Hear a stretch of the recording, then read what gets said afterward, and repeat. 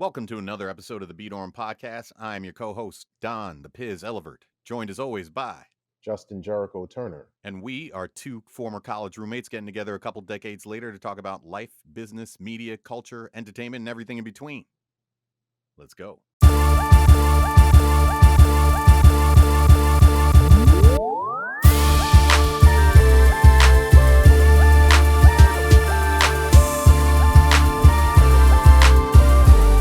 Justin, welcome back, brother. Cheers, my man. Back at it again. Cling Cheers. one more time. Oh, just introduce What you the got for us audience this to week? the- Oh, look at your cup. We branded now. We're branded now. Look at your cup. Still drinking brown beer. Don't worry, guys. But we branded now. You threw some of that Beat swag on your goblet, I see. Yeah, man. Wait, you gotta stand up a little bit so they can see the t-shirt. Y'all gotta that's get right. this Beat merch. Y'all gotta get this merch. That's right. What's up with this merch? This Beatorm shirt on. Beatorm.us. Go Let's to the go. website. Check out some of the merch. Represent. All right, homie, what are you drinking, man? I know you got something sexy going on. I saw that glass. Yeah, so you know what's interesting? I'm not a gin guy, but same cousin who brought the I think it was last time we got together to record one of these that I was sipping on a tea with some Canadian maple liqueur. So that cousin, he brought me this really good Canadian gin as well. So I made myself a gimlet, which is not something I normally ever drink, but I took some, it's pretty simple. Just takes, you're supposed to use simple syrup actually, but instead of simple syrup, it wasn't in the mood to make some simple syrup. So I just used some natural honey, some of that gin. And then the hardest part was I took some limes and hand squeezed lime juice. So go 1 part lime juice, 2 parts gin, a little bit of honey, rocks, stir it up. It's tasty though, actually. I normally only drink gin and dirty martinis, but this is very tasty. This might be a new fan favorite over here. I like that, bro. You know, instead of honey, because honey doesn't melt in cold drinks, consider agave syrup. It blends a little bit better. That's a good idea, actually. I used to keep agave syrup on deck, and I haven't had any around lately. And I didn't even know that agave syrup does that better. That's good. That's good intel right there, because it's funny you say that, because I had to take the room temperature, knowing that in advance. I actually took the room temperature gin and the honey and the room temperature lime juice and mix that all together before putting it on the rocks, because, science. Science. What a concept in today's world. All right, man. We'll jump into that when we talk about dirty words. Oh yeah. Speaking of which, so for our listeners out there, we got a lot to cover this week. We got the Senate confirmation hearings for Judge Ketanji Brown and all of the hoopla going on around that. We got, as Justin just mentioned, a new segment for y'all called Dirty Words, where we're gonna break down, hit the dictionary up, be some studious mofos over here, right?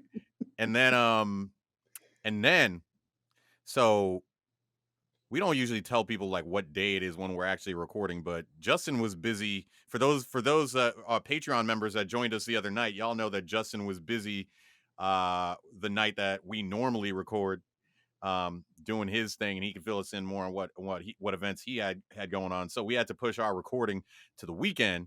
So it being the weekend, we're gonna talk about brunch. We're gonna break down all things brunch related for y'all. So a lot to cover. Let's get it.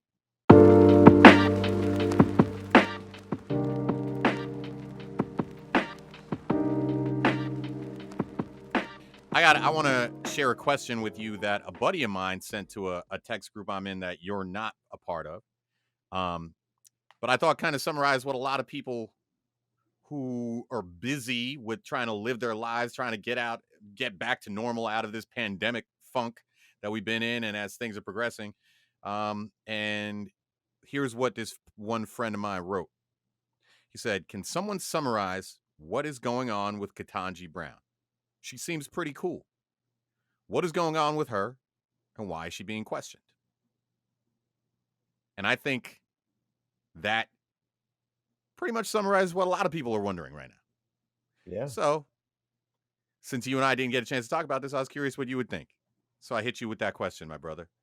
You know what's dope about this whole situation is that it's not like Supreme Court justice hearings are new.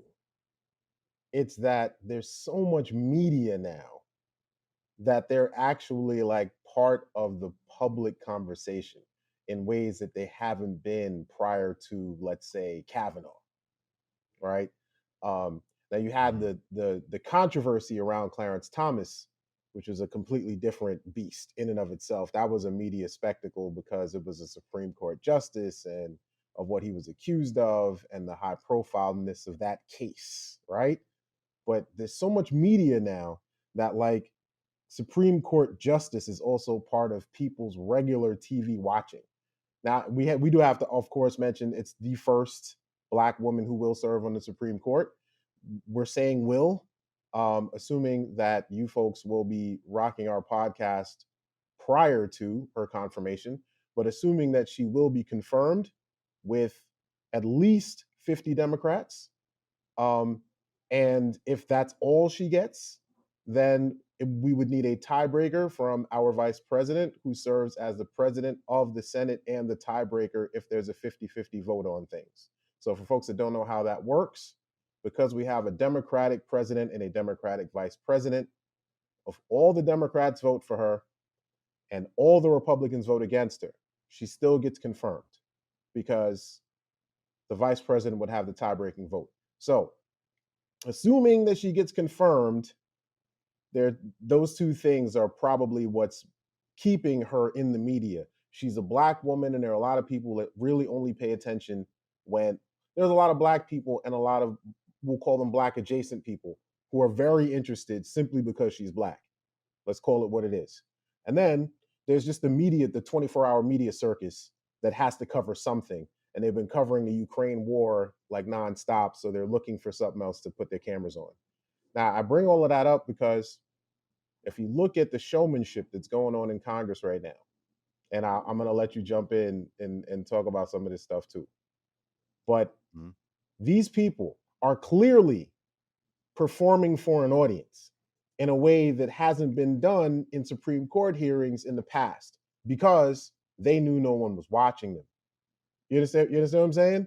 Like now it's like it's must see TV and they know that they're being watched, therefore they're performing more. And you're seeing people coming in with props and gimmicks and we'll call them talking points that they discussed in their little circles, all ridiculousness, all in an attempt to perform for their audience. And however you define the audience, we can talk about folks on the left who are doing a little bit of performing. We'll talk about folks on the right who are doing a little Mhm. a lot of performing, um, and pandering, and whatever else you want to call it. I got some other words. We'll leave that for another segment, though. We'll put that in the dirty word segment, brother. I mean, yo, that the anti-racist baby book. I'm a Mhm. full supporter of that book skyrocketing up the bestseller list right after the senator from Texas, Ted Cruz, made a fool of himself asking a Supreme Court nominee whether she thinks babies are racist. I think there's a lot of political games being played, is the way I view it, Mhm, right? mhm. And of course, we live in a country where race has been part of political games for decades, if not hundreds of years. So, like, of course, that's going to be part of it. What I found fascinating, though, and in thinking about all this, is that thinking about the people calling her Ketanji Brown out and questioning about her tracker record as being too lenient on criminals, even though what she was doing was what her sentencing wasn't. It's not like she was reducing sentencing. She Right. was staying within the recommended guidelines of sentencing. But I just thought it was fascinating because the last time I remember a uh, a woman of color being appointed to a position of high power, being questioned about their track record on criminal justice, was Kamala Our vice Harris. president. Even though that wasn't for a Supreme Court justice position, but she, what everybody was questioning about that was saying that she was too harsh in her, I guess, in or contradictory. They she was called out for being contradictory in presenting herself as someone who's seeking criminal justice reform when people are pointing out that she had a track record of being very harsh when it came to punitive sentencing outcomes, right? Right. Damned if you So I do, just think damned it's if you don't. interesting. Yeah. So I'm like, you can't win regardless, but that to me just points more to the fact that what we're watching, what we're watching is political games because as you mentioned, going back to your point about the numbers, you have to understand what's going on in the Senate here, right? The outcome of this is already determined, just like the outcome of Kavanaugh and Amy Coney Barrett for the most part were already determined. So what you're watching isn't people actually doing anything related to things, asking questions about related to anything they want to actually hear about or that they're overly concerned about. They are trying to use this as a moment to make viral videos that are going to win political favor with the audience that they need to gain more favor from in order to win future elections that they're concerned about, right? Correct. That's what I feel like is mostly going on here. You may think something different. I don't know, but I feel like we're probably on the same page with that, right? Yes, sir. For all the folks who are listening, if you are paying any attention to our political atmosphere right now, it is 100% theater at this point. Our lawmaking body is more interested in theater than they are in actually making laws. And this has been the case for a while now. It's just that now it's on blast. It's on national TV, internet, social media. Everybody's talking about it now. And that made it worse because now that they know that they have an audience at something like a Supreme Court justice nomination hearing, now they have another stage. And it's just going to get more and more ridiculous until we have some brave politicians who stand up and say, this is ridiculous. And since none of them will do that until it earns them political points, because they're not going to do anything unless it earns them political points, it's unlikely that that will happen. Like I saw, I was watching Cory Booker today because he's one of those people who went viral after his commentary. Um, Correction, after his speech, he gave a speech, and it was a great speech, and there wasn't a dry eye in the room. It was fantastic. He needed to counterbalance what was really going on the other side, which was negative branding. Like for those of us who work in marketing, y'all know what I'm talking about, right? They were trying to ensure that every time someone searched Ketanji Brown Jackson, what would also come up is child pornography. What would also come up is weak on sentencing. What will all you understand what I'm saying? And that's how the algorithms work on these search media engines. And they know this and they're playing to it. And what Cory Booker did was he tried to create an alternative narrative that might come up when her name is searched. And because he did such an effective job, he's the one who actually ended up going viral in this situation. So while I want to give Cory Booker some shit for running for president during somebody else's nomination hearing, I also want to say that was probably necessary. It was probably required because of what was happening on the other side. And I feel like he kind of felt that way too. And the reporter who was talking to him asked him, did you feel like the attacks were racist?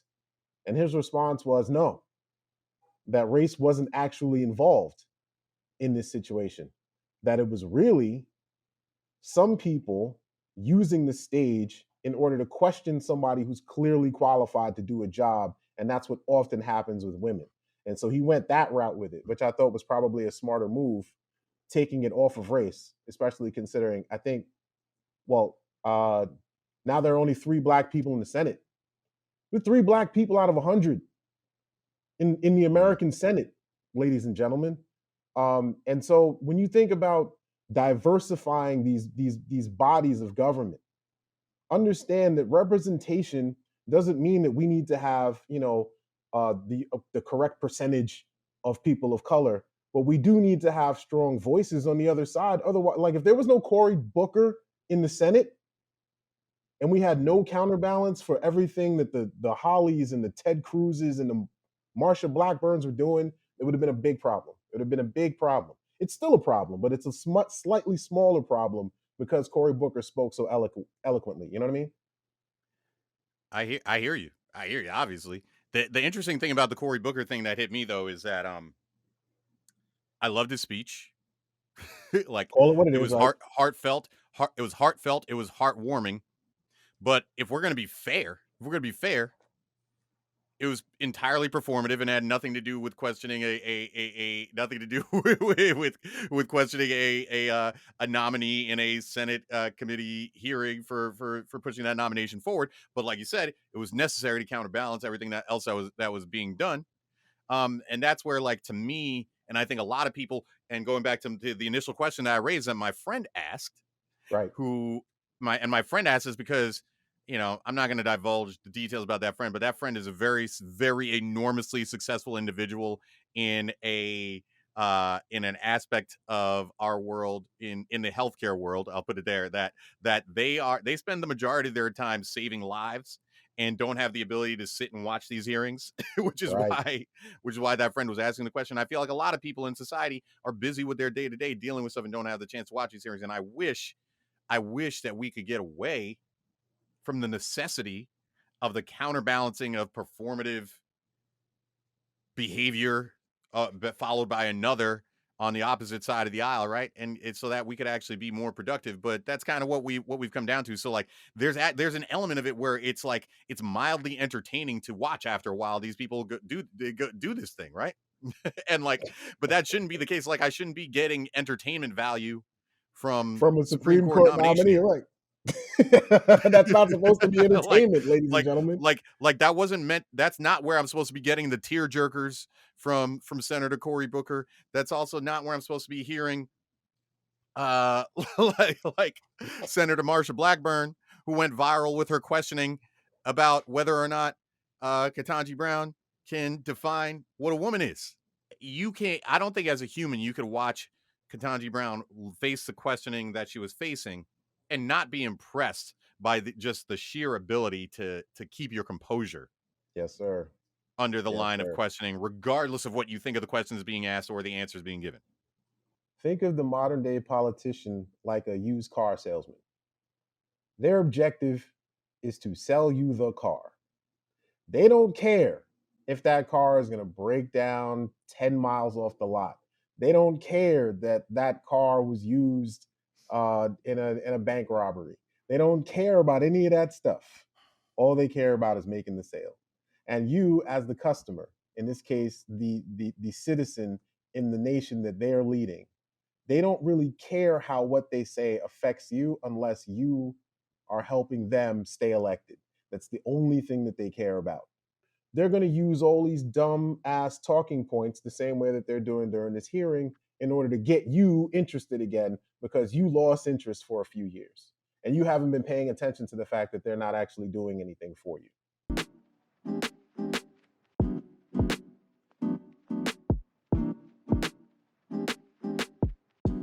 We kept joking around here about dirty words as we dropped some dirty words like we use the word race, we use the word racism, we use the Ugh. word black, Oh we used no. black in conjunction with lives matter.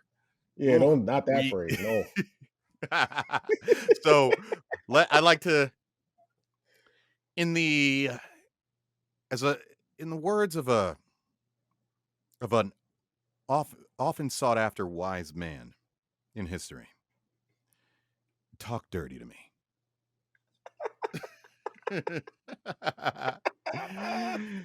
Yo. All right. What are we doing first? So this is a new segment that we haven't done before that we're gonna call dirty words, right? Give them. Um, I did some research for this one, Justin. I hope you're proud of me, bro. I did Oh, some let's research. I did go. some prep. Okay. All right. So to introduce this segment, Dirty Words, I looked up the Merriam-Webster definition of dirty words, Ah, good start. which, first of all, unbeknownst to many people, maybe, you can look up the definition of a phrase, not just a word. I don't know if you knew that. You probably knew that, but Merriam done stepped up since we were young. And you remember when we were young, you had to pull out an actual dictionary and you could look up a word. You could look up phrases. You could look up, we got Urban Dictionary out here. We got all types of great stuff. I love the world we live in. All right. So dirty words, according to Merriam-Webster, is a word, expression, or idea that is disagreeable or unpopular in a particular frame of reference. Okay? We got that here? As long as we're all in agreement here on what a dirty word is. Got you. So, there was one dirty word that I was thinking of this week that I thought would be great for us to talk about, that you and I have never really talked about this topic specifically. But we didn't actually drop it in what we were talking about there before with the Ketanji Brown stuff. And that word is privilege. Privilege. Privilege. So, like I said, I did some research. Let me give you the Merriam-Webster definition of privilege. A right or immunity granted as a peculiar benefit, advantage, or favor. So, here's why I throw privilege out as a dirty word. Privilege, when we were growing up, I feel like privilege carried a positive connotation. Yeah. Right? Like generally you're like, I am so privileged to be here. It is a privilege to meet you, sir. I have the privilege of going and golfing with my homies today. Throw back to last episode. If anybody didn't catch our conversation on golf and do-rags, go listen to that last episode. But anyway, but nowadays, man, you throw that word privilege out there, boy. I've made that mistake with one of my friends before and told them that they're privileged. And man, especially if you are a Caucasian male American in this society, that word privilege is not something that you like being slapped on you, right? Because it's gone from that positive connotation I was talking about to this extreme negativity. Here's my take on privilege and why I'm confused as to why privilege has become a dirty word. Privilege, in my opinion, is only a bad thing when it exists in the absence of behavior that demonstrates one's humility that is resulting from awareness of that privilege. Mm-hmm. It is a great thing to have privilege. It's amazing to have privilege. The problem with having privilege is purely when you can't see the privilege that you have, or you can't behave in a manner that demonstrates humility because as a function of that privilege you have. So I'll give some examples. I am a black dude who grew up middle class, who is from an immigrant family, right? We've talked about all those things before. Like, I'm not who normally this label of privilege is slapped onto, and they tell you to go sit in a corner with your privilege, right? That's not me. But guess what? I'm an American. That means I have the privilege of speaking my mind and having the freedom of speech. I imagine what that came to my mind when I was thinking about this topic this week, because I was looking at everything going on in Ukraine, and trust me, I feel I feel so terrible, like many of us do, about everything that's going on there. And I even feel weird the fact that I'm going to focus on the Russians for now in what I'm talking about privilege, right? Because we need to really be focusing on everything that's going on with the Ukrainian refugees, those who are in fighting the fight right now. But when it comes to this topic of privilege, I was thinking about the fact that if I was one of these Russians who's trying to protest this war because I'm not in support of it, I don't have the privilege of doing that the way an American does. The way I do if I wanted to, like you were talking about the Summer of Freedom, going out there and protesting, right? That's a privilege that we have. Another privilege. As a child of immigrants, I have much privilege as a direct result of the extreme life changes and sacrifices that my parents made to bring me here, and that's something that was reinforced for me to a great extent the last time I traveled to Haiti, the country my parents are from. Um, and there's and it's complicated because when you talk about privilege, like that almost makes it sound like I'm speaking in a derogatory fashion of those that didn't whose parents didn't come here, etc. I'm not saying that because there's a lot of things I witnessed last time I went back to Haiti that made me put me in awe of how people with less materialistic things could live a life far happier than many of the people I know here who have everything that money could buy, right? But nonetheless, I have privilege that's been gained economically, I guess you could say, or in terms of the advantages that were given to me to establish an economic footprint beyond some of those people whose parents didn't make some of the sacrifices that my parents made, right? So Yeah. I recognize those privileges, and I act as if you are someone who talks all the time. Every time on various previous podcasts, you talk all about the time how you dedicate yourself and you make distinct choices in life to support community and black owned businesses. Um, and I can't help but think to myself, a part of that is because of your own recognition of some of the privileges that you may have had that others didn't have, and sometimes privilege is just a recognition of fortunate life circumstances. Like sometimes the dice just roll up numbers in your favor, right? that work out for you, and recognizing that not everything you get, not everything that happened to you and came to you was a result of earned effort. Like many things you and I both know we've earned in life, but there's many things that we've been fortunate to receive. So there we go. That is my venting on this dirty word privilege. What do you think about me throwing this out as a dirty word? And what does the word privilege mean to you? And why do you think so many people are like running away from this word? Because it's a dirty, filthy, disgusting word. That's why. And I think it's become dirtier because when we say privilege, I think you touched on a couple of things I want to talk about. Because privilege is a separation between what folks think that they have versus what they actually have. And I think that's where the separation happens in the American discourse about privilege. So there's a separation.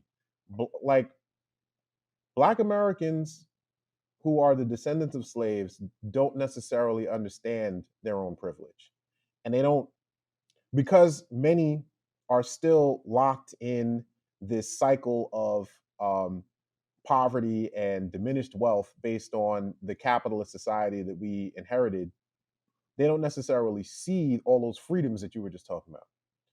So it's important to recognize that if you're on fire, you might not necessarily recognize that you have the privilege to breathe. You know what I'm saying? So I don't want I don't want to disparage Yeah. the community for not understanding.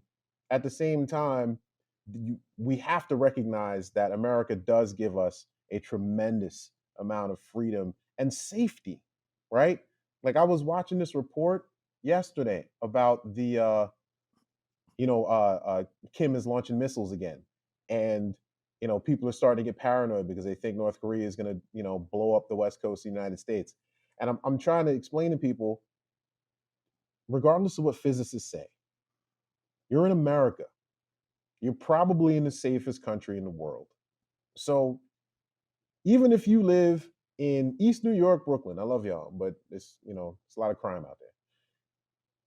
You might not feel super safe, but you are a lot safer than just the average citizen walking down the block in Lviv right now, because they might get hit by a missile. Okay, like there's a difference in the level of safety. But then on the other side, again, it's a conversation about poverty, because most of the poor people in this country are white people.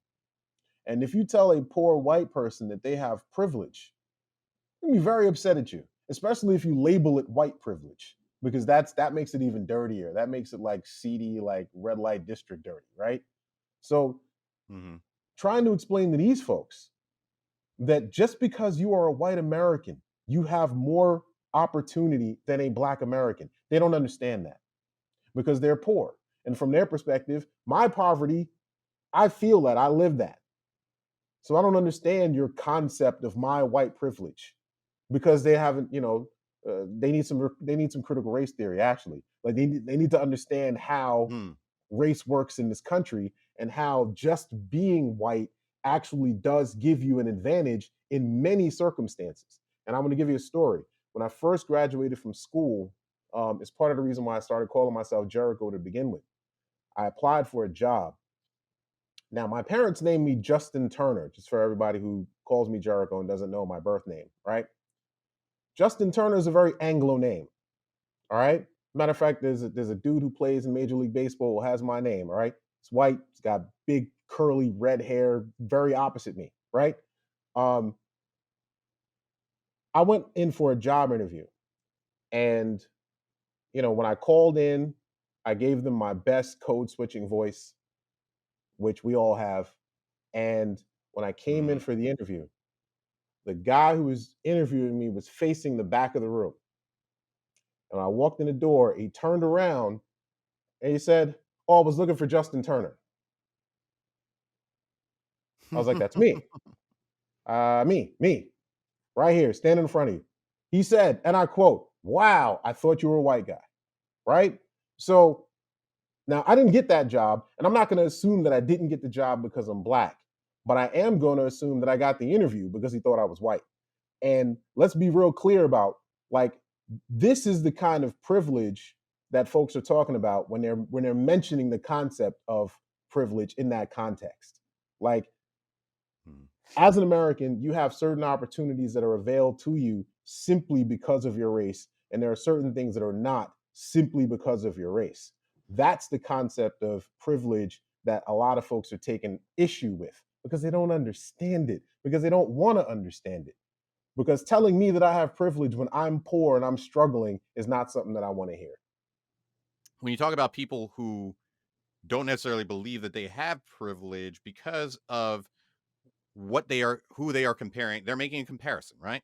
Yep.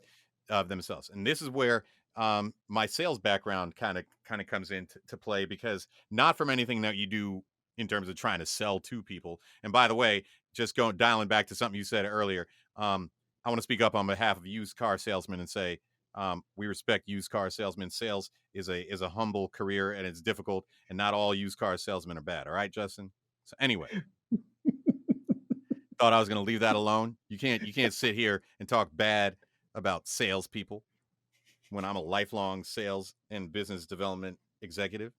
Yeah, man, I Anyway, got you. one of the things that happens in sales is a hyper competitive environment, right?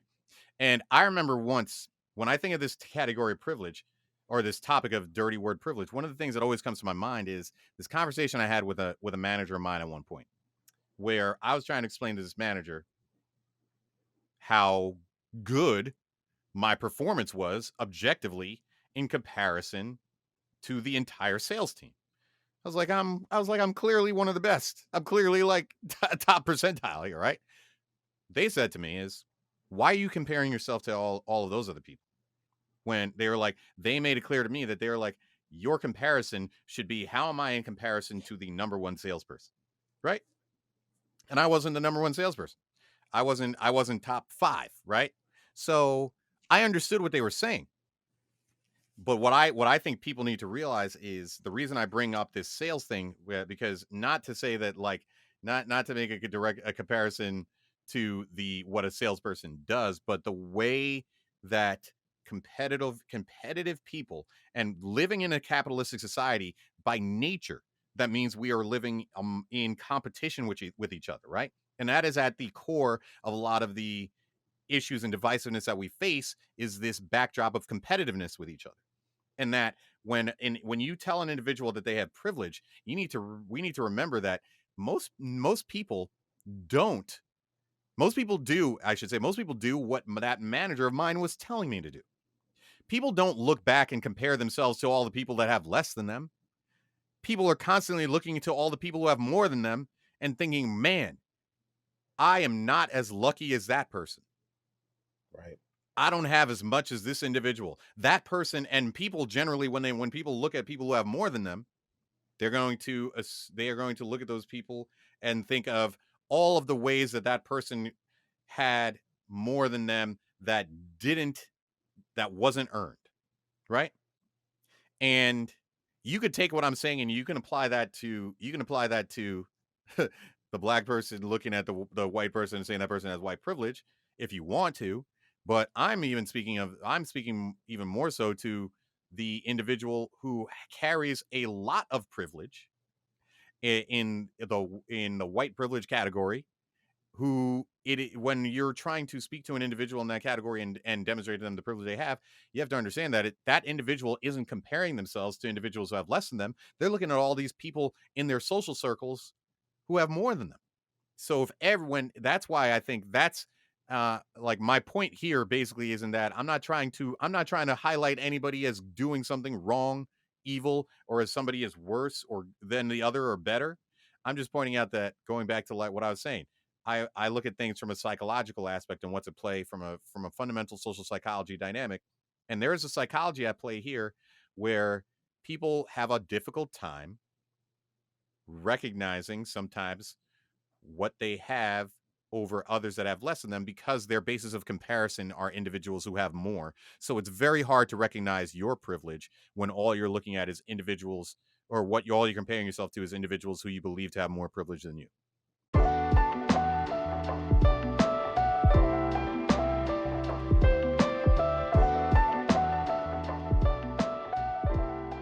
Speaking of privilege, Justin, speaking of privilege, moving this on to something a little more lighthearted. As I mentioned earlier, you and we're recording this over the weekend instead of recording it towards the end of week like we normally do. Yeah, which is very new for me, which is why I haven't smoked yet. because you had the privilege of being able to go to, I believe, run an event, right? Were you running that event, or were you the other night? Yeah. I was. We had a gathering for the models who work with our company, and it was more like a party for them. But for folks who don't really fully understand how Instagram and Facebook work, it's a content game for them. So they just want to be in a space where they can take photos, take video, and create little things for them to market themselves. So that's what that was. I was out there working both as a photographer, but also as an event host. Yeah, I mean, it's fun. I Obviously there are people who would say, "Well, you crafted the life that you wanted to live." I kind of did, but there was some privilege that's involved in that too. Like I'm not ignorant to that. I Yeah. put myself in a position to be where I am, but I got a little bit lucky. I as a kid, some people found me, put me in some programs. I got into a really good high school, got into a great college. Like I didn't do all of that by myself. And it's ignorant of me to say that I did. You earned much of that, but you also but life is this interesting mix of hard work and good fortune, right? So Yes, sir. so you had the good fortune and privilege of taking all of those life events and being able to party with a bunch of the models that work for your company this past week, which is why we're stuck here recording this over the weekend. And the weekend, when it comes to the weekend, I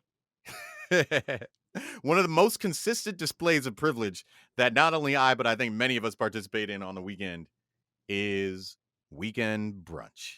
Shout out to brunch, the greatest meal of the day. Greatest meal of the day. Brunch. It is the great unifier. The great unifier. We're talking about here, we're having this podcast about how to bring people together and for people to realize that we don't all exist on these extreme opposites of the aisle. We can unify together, right? Imagine if politics and society found their brunch, right? Find your Because brunch what? rhythm. Like, yeah, find your brunch. Like, if you're not a breakfast person, no problem. Get a non-breakfast item. You like me and you love breakfast, but you're not necessarily a morning person? Go for it. Have breakfast past noon. It's okay. For some reason, as soon as Saturday and Sunday come, the rules go out the window. Do as you please, eat as makes you happy, right? So, um, here's I want to break this down. We got a lot to cover here in this category here, Justin. So Go ahead. I'm gonna throw a few things out there for you. All right. So I want to talk about brunch cocktails. I want to talk about and I want to talk about our brunch, the actual brunch dining experience and what you have for that, right? Yeah. Where you want to start? You want to go with the food or you want to go with the cocktails? We go with drinks first because I feel like All right. if we want to define brunch for what it is, it's probably defined by drinks. Like if I go out Yeah. to eat Sunday at 11 a.m., that's breakfast. But if I go out to eat Sunday at 11 a.m. and I'm drinking, it's brunch, It's brunch. It's right? totally fine. Totally So fine. Yeah. you You're, eliminate the nobody's whole gonna judge you. morning drinking, all that, because it's brunch, so it's fine. Yeah. Doesn't matter that it's 11 a.m. Doesn't matter that it's still a.m. So I All feel like right. we got to talk about drinks first. So let's talk about brunch cocktails then. All right.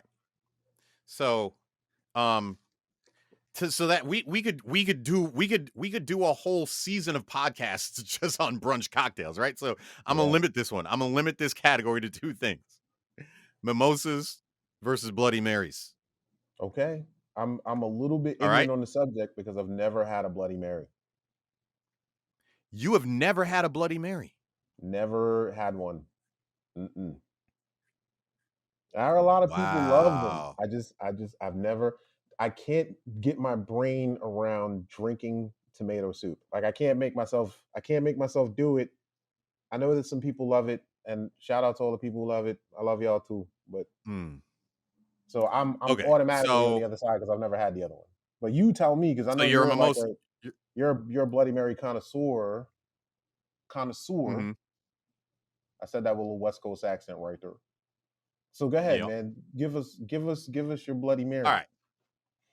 All right, I didn't realize that you never had a Bloody Mary in your life, and that's something we're gonna have to change next time we hang out. The problem with not having had a Bloody Mary is the only way to really, really, really, really, really, truly appreciate everything a Bloody Mary stands for is actually to probably have one when you're hungover, because a proper Bloody Mary, that's kind of what they're known for, right? Is being good hangover material, and part of that is I'm assuming you're familiar with the phrase "hair of the dog."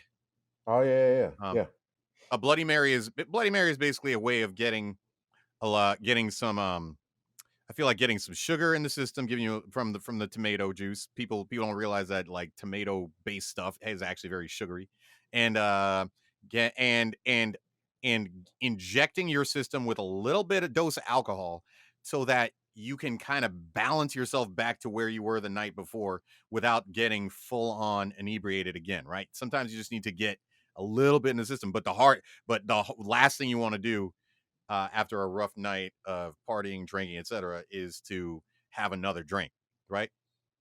Unless you know that's how you that is how you do, unless you keep it real like that and you get up and go out again. But then we might not need to have a conversation, and you might need to be drinking the non-alcoholic versions of mimosas and Bloody Marys, which the brunch cocktail category. One of the reasons I love it for those of our fans that maybe don't drink alcohol, right? Make very good non-alcoholic versions too. So anyway, Bloody Mary. I'm gonna tell you how I enjoy a Bloody Mary. We can't really have a debate about this since you've never had one, but let me just describe to you the best Bloody Mary I've ever had. All right, best Bloody Mary I've ever had involved. First of all, if you're just pouring V8 and vodka together and putting that in a glass, that's not a Bloody Mary. That's a V8 and vodka. All right, let's get that straight. Your Bloody Mary needs to be chunky. It needs to be chunky. It needs to be peppery, fresh ground pepper. You need to have that chunky tomato thickness to your maybe maybe use some cocktail sauce a little bit. Sometimes they have a little air of that cocktail sauce flavor to a good Bloody Mary. You need to be horseradishy. You need to have that fresh horseradish shredded up in there, so that when it hits, when you swallow it, you need that spice to wake you up. That's all. The other thing about the Bloody Mary is there to reinvigorate your soul after that night that you're recovering from, right? Now you're laughing, but I just hit you with the basics. I just hit you with the basics. Yeah, yeah. That's what needs to be for your Bloody Mary to be just drinkable. Because to your point, there is a lot that is disgusting about the thought of a Bloody Mary, and which is why it's something that I didn't even enjoy a Bloody Mary till my late 20s. I thought they were disgusting before then, right? Till someone introduced me to a good one. But the best Bloody Mary I ever had, the toppings on that Bloody Mary were candied bacon, shrimp cocktail, blue cheese stuffed olives, pickled string beans, and a fresh, crisp celery stalk, because you always need to top it off with a fresh, crisp celery stalk. How does that sound to you for a cocktail, for a It drink? sounds it sounds like a meal. I mean, I'm not ideologically against it. I would drink it because it sounds like that drink you just described sounds like a chef put his foot in it. So I would drink that. You know what I'm saying? But like people like, oh, Mm, yo, have this Bloody Mary. You're right. I was thinking V8 and vodka, or like they cracked open a fucking tomato juice puree can and yeah, just poured that shit into a cup and put some vodka in it. You know what I mean? So yeah, I've stayed away from it because of that. But if it was that drink that you just described, that's a sexy ass drink. yeah. I would drink that. Well, of course it's a sexy ass drink because I drank it, and I drank sexy. I'm out here. I am quick. I so the thing if you're a Bloody Mary connoisseur, you never order a Bloody Mary without doing one of two things. You have to look real close around the restaurant to see what the Bloody Mary looks like that other people are drinking, right? If that Bloody Mary is translucent in any fashion, if I'm seeing thin, liquidy stuff that I'm seeing through the other side of that jar, I'm not ordering your Bloody Mary. And then when you're at brunch, you gotta this is when you gotta have one of these moments with a stranger that it might get uncomfortable, but you gotta ask your waiter, waitress, it's whoever's your server, right? Whatever the proper term is for the server that's coming to the table and and you're gonna ask for this Bloody Mary. You need to say to them, and this is how you do it. You take a pause. You give a little dramatic pause after you order your meal. And when they say, "Would you like any drinks?" Or sometimes they take the drink order first, right? So they say, "You like any drinks?" I want you to take a deep breath. I want you to raise your eyes slowly. I want you to squint your eyes a little bit. I want you to look at them, and I want you to say, "I just need you to answer this question honestly. How good is your Bloody Mary? And Wait, did you is it LL lick the lips is after you it, say Bloody Mary? yeah, I just did that. I didn't even realize it, right? That was for the people that ain't I watching. did the LL Cool J lip lick. And you got to ask them. You got to be because this is a moment right here where you and your server are going to have a heart to heart because they know every good server at a restaurant knows if their Bloody Mary is bullshitting. And the problem Mm, with a bullshit and Bloody Mary is you then are going to order that Bloody Mary, and it's going to be the first Bloody Mary you ever have, and it's going to be the only one you ever had because that Bloody Mary is going to be garbage. It's going to be some tomato juicy, just mixed with vodka, and someone put it in a glass for you. And I don't want that to be your first Bloody Mary experience. So you and I, we can go have Bloody Marys one of these days. all right. Anyway, I'm gonna leave it at that for the Bloody Mary, but we're gonna have a proper one like the one I described. All right. Now, mimosas. I like I said, I'm only doing two categories for brunch cocktails right now. Mimosas. What's the best mimosa you ever had? Um, Best mimosa. Like, I mean, mimosa for me kind of serves that Bloody Mary purpose that you were just talking about. Like OJ is like that good, morning wake up kind of drink. The vitamin Mhm. C is also good for the hangover.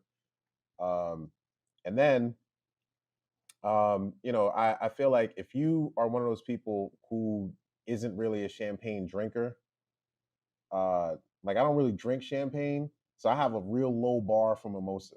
Like all I want is a picture of that shit uh, served properly as soon as I sit down, and I just want to keep drinking it and drinking it and drinking it. So I would say I'm much like I love Bellinis actually more than mimosas. I like Mhm.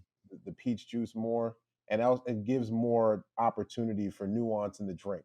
Like people will mix the peach juice with other stuff, syrup, spices, etc. When most people make mimosas, they literally just take the bargain basement champagne, pour it in a pitcher, and then fill half of it up with orange juice, stir it 2 times, and then pour it to you. So I'm actually like my brunch drink of choice is the hot toddy, which we talked about on a previous pod. Mm, The hot yeah. toddy, that's the move. I mean, my family's from Alabama, so if y'all know what's up with the hot toddies down south, you go to a spot in New York that serves a good hot toddy, they also probably serve catfish. They also probably serve grits. They also probably serve, you know what I'm saying?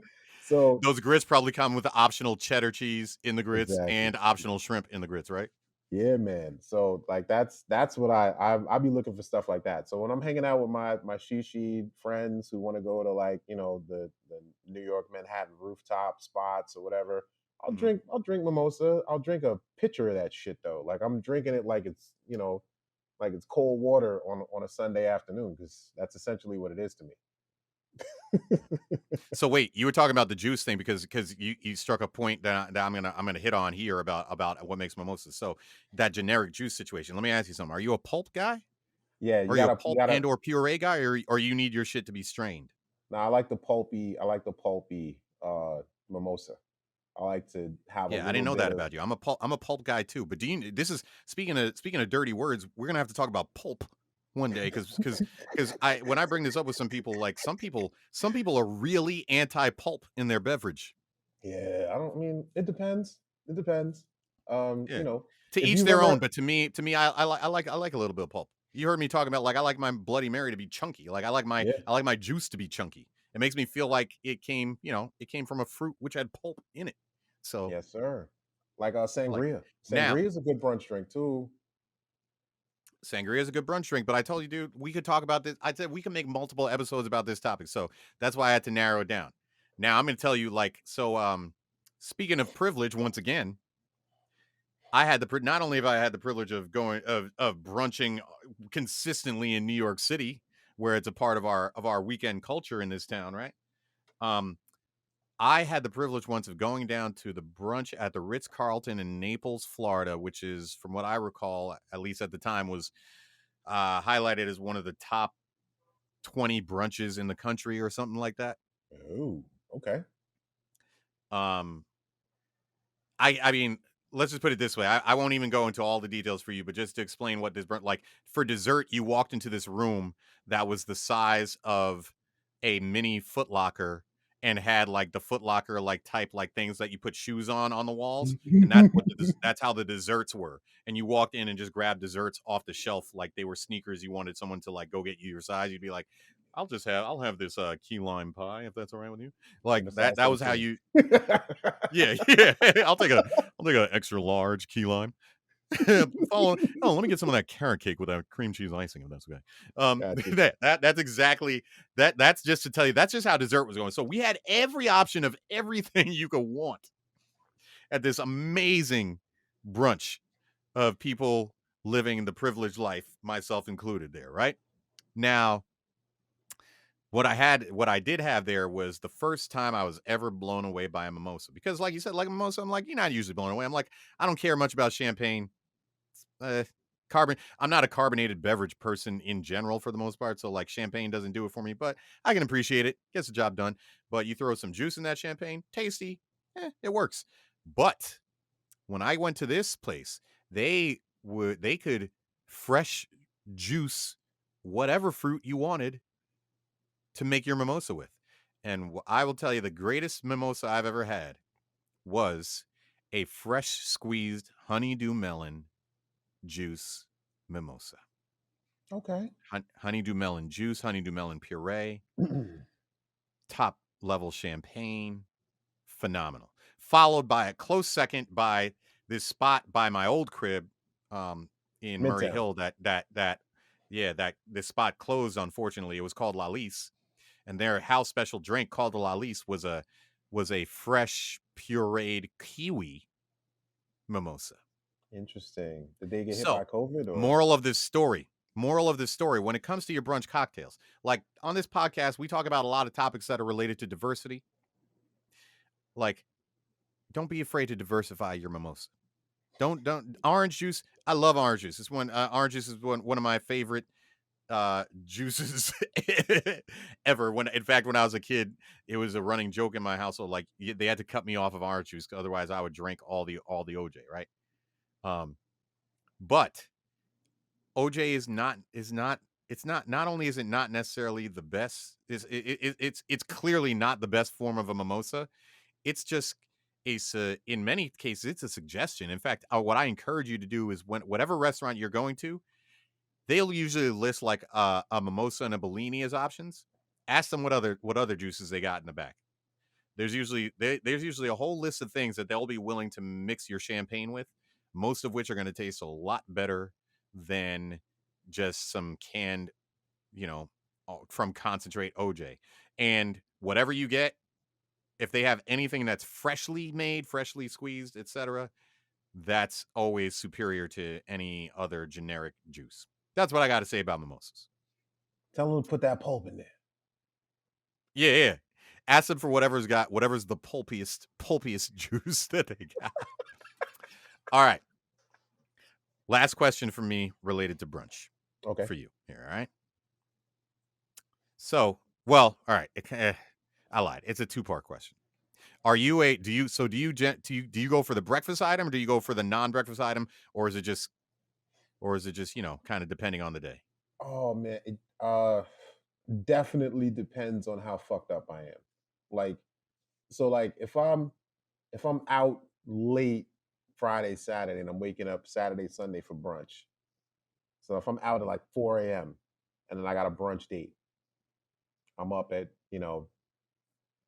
probably 11 to get myself fresh, even if brunch is in the afternoon. I'm eating breakfast. It's still breakfast for Okay. me. But Yep.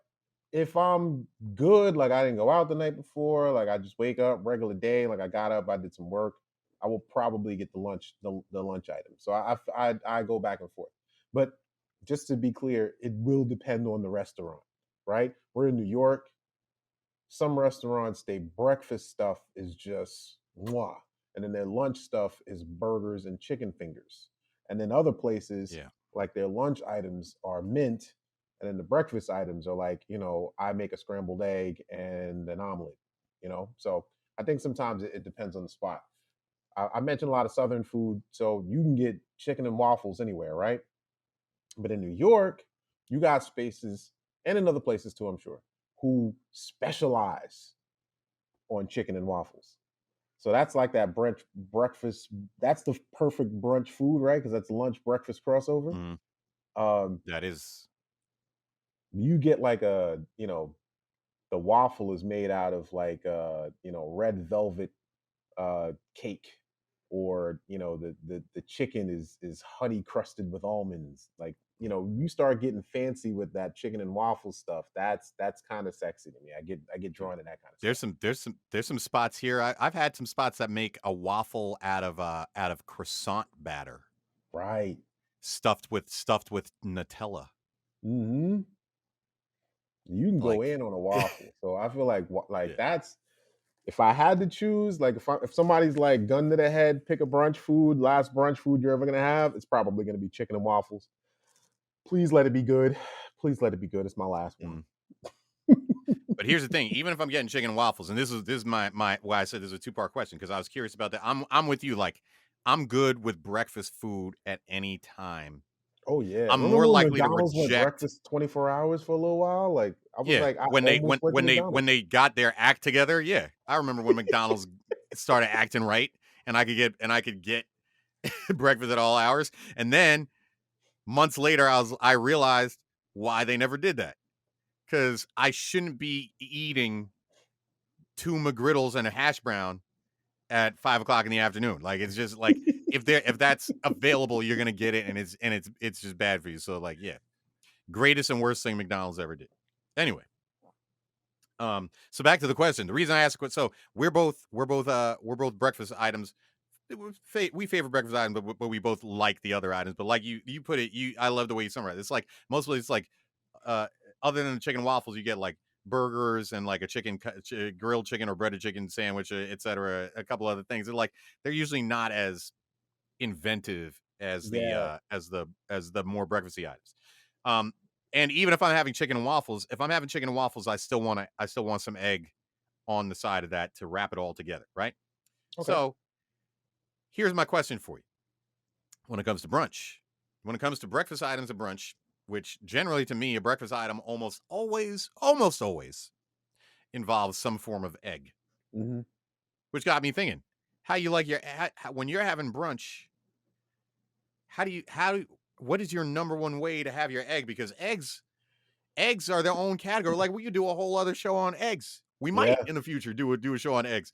But are you getting them? Are you having them scrambled? Are you having them fried? Are you having them poached? Are they going to be runny? Are they going to be dry? Are they going to have yolks or no yolk? Like, how do you, Mr. Jericho Turner, like your eggs at brunch? At brunch, I'm saying specifically at brunch because I like my eggs one way at brunch differently than how I like my eggs on non brunch Yeah, times. yeah, I agree. Like when I'm making my own eggs, I actually include oat milk in the scramble. So if I'm scrambling, I'll put Mhm. oat milk in it. I'm not gonna be in a restaurant like, yo, do y'all use oat milk in your eggs? You know, so I'm not that gully with it. But um, if given a choice, I usually go scrambled because most I don't trust places. But like if I'm at a place and I have a recommendation, or like somebody tells me, oh, this place makes great blank eggs, then I'll try it. You know what I'm saying? I'm not one of those Yep. people who like, oh, it's runny, I can't eat it. Like they're especially like not to disparage black people, but y'all don't like runny eggs, like most of y'all. Like y'all be trying to like Yeah. burn fry your scrambles, like. I didn't get into eating runny eggs till I was again in like my like mid late 20s, I think. Yeah, I mean it sounds gross. I get it, but it has to be done properly and not like leaky to the point where you turn your plate and there's like, runny egg juice all over the place. It's got to be done properly. Um just Mm. like, if you order a steak, like I've ordered my steak well done until I was like, mid to late 20s when I started to realize, oh, steak's not supposed to be burnt. Yeah. Like, so I really feel like it's about how it's prepared. Again, I'm defaulting, I'm going back to whatever the restaurant does well. But if I don't know, I choose scrambled, and I don't go cheese, especially early in the day, because I'm a little bit lactose intolerant. If I eat cheese that early in the day, I got to deal with it for the rest of the day. Oh no, brother. Wait a minute. You just broke my cardinal rule on eggs and like I understand like luckily, thank God, knock on wood, I don't suffer from lactose intolerance, especially not to the degree many of my family members do and now I'm learning that you do. But like even if I did, man, like when it You would comes just to fuck it. You would just do it. eggs, when it comes to egg, I mean, aren't there some lactate pills or something like so, I mean like I don't know. You want eggs eggs and cheese are two things that that I refuse to separate from each other for the most part, right? Unless you replace that cheese with hollandaise sauce, which is going back to my point where you enter the range of eggs benedict, which to my why I was saying I prefer my eggs one way at brunch. For some reason when it comes to brunch, I need my eggs to be poached. I don't even know when I like growing up, I didn't even know poached was an option. Maybe that's why. Maybe I got fancy at some point in my later life Yeah, yeah. brunching with in You got fancy bougie. places. I was like, and yeah, fine. I'm bougie. You know what my privileged ass wants at brunch? I want some poached eggs, bruh. Cause Poach up on poached, these eggs. yeah. Cause like I don't know what you did. You didn't fry it. You didn't fry it. You didn't fry it. That's for goddamn sure. You didn't fry it. And I don't want to sound completely ignorant for those people. In case people don't realize we're joking when we get ignorant on this. Like I'm not ignorant. Like I've looked up how to poach an egg. The problem is like it's not easy to poach an egg. It's really hard. So like if I'm gonna I can dig pay it. top dollar for someone to make an egg for me, like then I appreciate you showing and flaunting your skill in poaching that egg for me. But what came of my poached egg habit because I like all types of I like eggs Benedict, or all varieties of Benedict. I love like my go-to at brunch is actually a crab cake Benedict. I know that Mm, doesn't vibe with you because you got that seafood crustacean allergy. yeah, You're gonna have to trust me on that one. I'll Um take your word for it. the the lump, if you get a high quality lump jumbo crab meat with a properly poached egg, which should a poached egg should be this is why the poached egg is great. Like you're talking about, like sunny side up egg is like that's just a raw yolk for the most part, right? A Yeah. poached egg, you get like that drizzle, that little drizzle off the like your yolk. You should crack it after it's served to you, and the yolk should just run off the side till that drip just hangs off of the English muffin at the bottom, right? That's how you know your egg was poached properly. But what I did develop as a result of this poached egg privileged lifestyle of eating is uh is that I created I don't know if I can take full credit for this because I don't know if anybody else did this before me, but I've created this hybrid fried poached thing that I now do at home where I preheat the pan real hot, then turn it down, then crack the egg and drop the egg in it. The egg sears a bit on the bottom side of the egg, so the egg white gets fried. And Mhm. then I put about 2 to 3 tablespoons of water in the pan and cover it. And So it then it steams a little bit. steams the top of the egg that forms this poached like film over the top of the egg, and it turns it into this sunny side up egg with a thin poached layer thing, hybrid thing going on. Sprinkle a little cheddar cheese on top, and voila, you've got a pizzle hybrid fried egg. We're gonna call that a pizzle poach because that's A pizzle alliterative. We poach. like that.